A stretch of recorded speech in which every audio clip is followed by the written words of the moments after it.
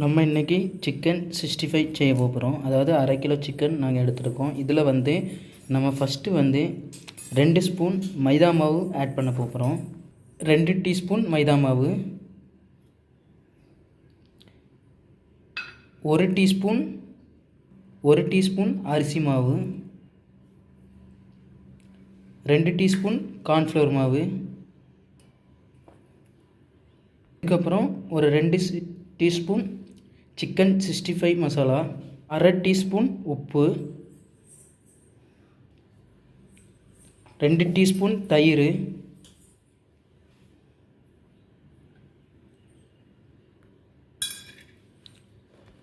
1 teaspoon Kashmir மிளகாய்த்தூள், அரை teaspoon மிளகாய்த்தூள், அரை மூடி எலுமிச்சப்பழம் சாறு, இஞ்சி பூண்டு பேஸ்ட் 5 ரூபா, இது ஒரு பேக்கெட்டு.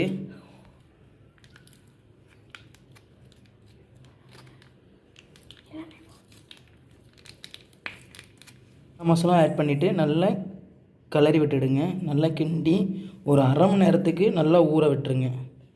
ஊற வச்சிட்டிங்கன்னா கொஞ்சம் நல்லா முறுமுறுன்னு எண்ணெயில் போட்டு எடுத்துக்கிறதுக்கு நல்லாயிருக்கும் சாப்பிட்றதுக்கு. அதேமாரி நல்லா கிண்ட மூச்சில் உப்புலாம் கரெக்டாக இருக்கான்னு பார்த்துடுங்க. இந்த மாதிரி நல்லா கலர்னதுக்கப்புறம் ஒரு அரை மணி நேரம் அதை நல்லா ஊற வச்சுருங்க.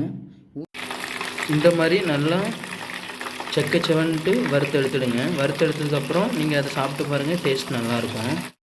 கொஞ்சம் கருவேப்பிலை போட்டு கொஞ்சம் நல்லா வதக்கி அந்த 65 கூட ஆட் பண்ணிடுங்க. நம்ம ரெடி பண்ண 65 இதில் வந்து நம்ம இப்போ வறுத்த கருவேப்பிலை அதில் ஆட் பண்ணுறோம். ஆட் பண்ணதுக்கப்புறம் லைட்டாக வரைச்சிட்டு சாப்பிடுங்க. அவ்வளோதான், 65 ரெடி.